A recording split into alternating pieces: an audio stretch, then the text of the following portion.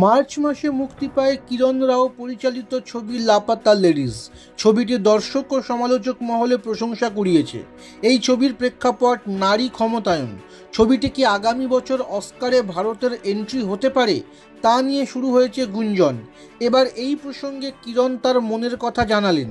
সম্প্রতি এই প্রসঙ্গে কিরণকে প্রশ্ন করা হলে পরিচালক জানান তিনি আশাবাদী।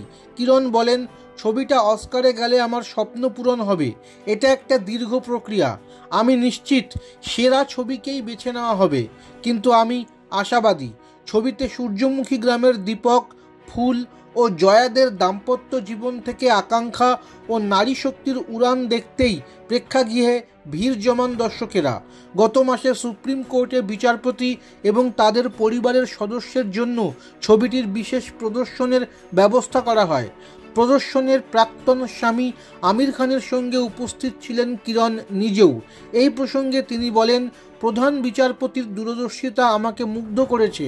পাশাপাশি দেশের সর্বোচ্চ আদালতে ছবিটার প্রদর্শন এবং নারী পুরুষের সমানাধিকার প্রসঙ্গে আলোচনায় আমি গর্বিত।